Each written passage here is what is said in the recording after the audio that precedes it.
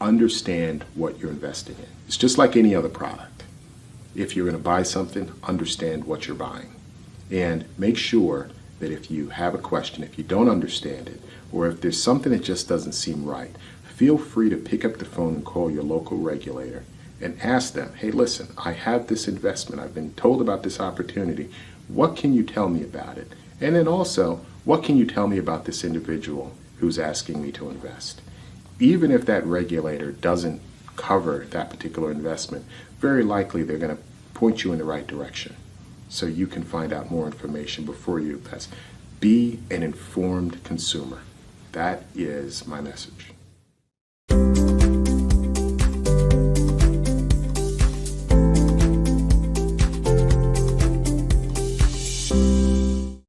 Elad Roisman, I am Sierra Legacy, and as an XRP holder, I do not nor have I ever been under the impression that I am entitled to shareholder rights for purchasing the virtual currency of XRP.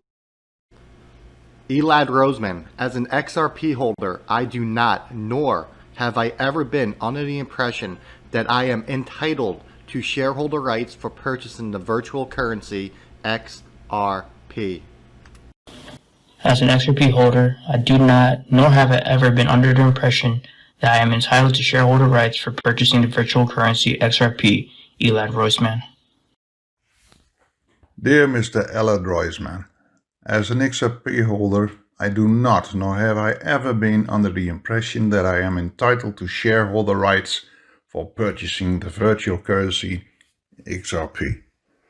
Origin of XRP and Ripple and why there's conflicting information and controversy with respect to security law. And this is from Mike. So I guess I'll do it in the order asked, although the reverse order might be a little... so the origin of XRP and Ripple. XRP originated when Arthur Brito, myself, Jed McCaleb, and Chris Larson built the original XRP ledger back in 2011 and 2012. The original founders who built that system gifted a bunch of XRP to Ripple to have the company sort of work and build an ecosystem around it. So Ripple is a company. It's a traditional company. It has stockholders. It has headquarters in San Francisco. It has employees. XRP is an asset on a digital ledger. The XRP ledger is not owned or controlled by Ripple. It's its own thing, whose stakeholders are exchanges, Ripple, people who use it, Coil, and it's hard to know. It's just like, who are the stakeholders in Bitcoin, right? Like, are the holders? It's very hard to know who the stakeholders are, who brings value to the system. So why is there conflicting information and controversy around it with respect to security law? Because security law has not changed with respect to blockchain technology in a long time. In the early days of blockchain, there were people who were arguing that Bitcoin's XRP and everything else were inherently counterfeit and citing the von Nothaus case, and they had some good arguments. It wasn't clear. We've gotten guidance from some organizations. The SEC recently has talked about how they're going to think about deciding how these tokens meet security law. But they have not given a black and white test. They haven't said, this is the test. Like, they've given a test, but it's filled with vague terms. The Howey test, came from a series of court cases that were decided. And it's just really hard to figure out how that applies. We're pretty comfortable that XRP is not a security, but ultimately it's going to be the SEC and perhaps the courts that make that decision. I am Stephanie Starr.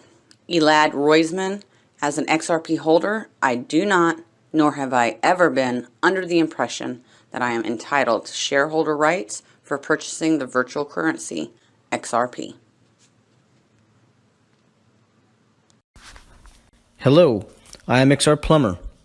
Elad Roisman, as an XRP holder, I do not, nor have I ever been under the impression that I am entitled to shareholder rights for purchasing the virtual currency XRP.